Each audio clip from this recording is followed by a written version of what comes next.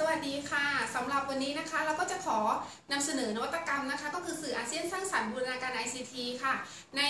การบูรณาการ ICT ประกอบด้วยนะคะ1บทเรียนออนไลน์นะคะและ2ค่ะก็คือเกมอาเซียนเล่นเกี่ยวกับเศรษฐกิจอาเซียนนะคะซึ่งผู้เรียนจะเรียนรู้ในลักษณะของเรียนปนเล่นหรือเล่นปนเรียนนะคะและ3คือแอปพลิเคชันค่ะซึ่งบทเรียนต่างๆจะออนไลน์อยู่บนเว็บไซต์ของผู้สอนนะคะ www.vacharapon.com นะคะและเว็บไซต์ต่างๆที่ได้ทำการฝากลิงก์ข้อมูลไว้นะคะและในต่อไปนี้นะคะเราจะพาไปพบกับไฮไลท์ของนวัตกรรมตัวนี้ก็คือแอปพลิเคชันนะคะไปกันเลยตอนนี้นะคะเราจะขอแนะนำการใช้แอปพลิเคชันบนมือถือนะคะซึ่งเราอยู่ในจังหวัดสุพรรณบุรีในมังกรสวรรค์ค่ะผู้เรียนสามารถที่จะใช้ V App นะคะแล้วทำการถ่ายรูปนะคะแล้วทำการบนเว็บไซต์นะคะเพื่อเป็นการประชาสัมพันธ์ให้ชาวต่างชาติได้มาเที่ยวจังหวัดสุพรรณบุรีนะคะและรองรับอาเซียนที่จะเกิดขึ้นในอนาคตนี้นะคะเป็นการใช้เทคโนโลยีในการติดต่อสื่อสารนะคะให้เกิดประโยชน์และมีคุณค่านะคะทำให้ผู้เรียนเกิดการเรียนรู้นอกสถานที่อย่างร่วมกันนะคะและเรียนรู้อย่างมีความสุขค่ะสวัสดีค่ะและพบกันในงาน Thailand Innovative Teacher Leadership Award 2015 บ๊ายบาย